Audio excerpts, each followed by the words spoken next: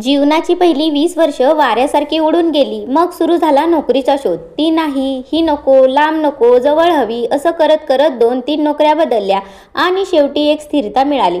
पहिला पगार बँकेत जमा झाला आणि सुरुवात झाली बँक खात्यात वाढणाऱ्या शून्यांची.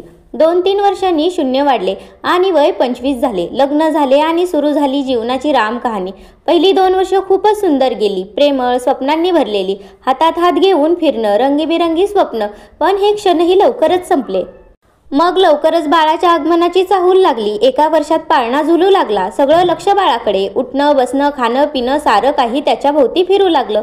कसा वेळ निघून गेला कळलंच नाही. कधी तिचा हात माझ्या हातातून सुटला, कधी फिरायला जाणं, गप्पा मारणं थांबलं, समजलंच नाही. ती बाळात गुंतली, मी कामात. घर, गाडीचे हप्ते, शिक्षण, भविष्याचा विचार आणि बँकेतील शून्य. तिनेही तिच्या जबाबदाऱ्यात स्वतःला पूर्ण झोकून दिला आणि कधी 35शी आली ते समजलंच नाही. सगळं असूनही काहीतरी कमी वाटत होतं. पण काय, हे उमगत नव्हतं. तिची चिडचिड वाढली. माझं मन उदास झालं. बाळ मोठा होत गेला. त्याचं स्वतःचं विश्व बनत गेलं आणि आम्ही दोघं 40-42च्या आसपास आलो. बँकेत शून्य वाढतच राहिले.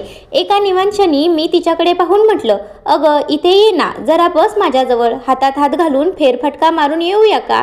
ती विचित्र नजरेने पाहत म्हणाली, तुला काहीही सुचतं का? इथे एवढं काम पडलंय आणि तुला गप्पा मारायच्या आहेत? पदर कमरेत खोचत ती निघून गेली. मग आलं 45वं वर्ष. डोळ्यांवर चष्मा, केसांमध्ये पांढरटपणा, मनात गुंतागुंत. मुलगा परदेशात नोकरीसाठी गेला. बँकेत शून्य अजून वाढले. एक दिवस फोन आला. मुलाने परदेशात लग्न केल्याचं सांगितलं. बाबा, वृद्धाश्रमात राहा, बँकेतील शून्य तिथेच देऊन टाका, हे बोलून त्याने फोन ठेवला. मी परत सोप्यावर बसलो. ती देवपूजा करत होती. मी तिला हाक मारली, ए चल ना, पुन्हा एकदा हातात हात घेऊन गप्पा करूया. ती म्हणाले, आलेच. विश्वास बसला नाही. डोळ्यात आनंदाश्रू आले. पण क्षणातच डोळ्यांची चमक हरवली आणि मी शांत झालो, कायमचा. ती पूजा पूर्ण करून माझ्याजवळ आली. म्हणाली, काय म्हणाला होतास? मी काहीच बोललो नाही. ती जवळ आली. माझं थंड झालेलं शरीर पाहिलं. क्षणभर सुन्न झाली. मग हळूच देवघरात जाऊन एक अगरबत्ती पेटवली. देवाला नमस्कार केला आणि पुन्हा माझ्या शेजारी येऊन बसली. माझा थंड हात हातात घेत हळूच म्हणाली, चल ना, कुठे जायचंय तुला? काय बोलायचं आहे तुला? डोळ्यातून अश्रू वाहू लागले. माझं डोकं तिच्या खांद्यावर विसावत गेलं. थंड हवेची झुळूक अजूनही वाहत होती. हेच का आपलं जगणं? नाही. म्हणून मित्रांनो, जीवन तुमचं आहे. त्याला जगण्याचा अर्थ द्या. उद्या काही ठरलेला नसतो.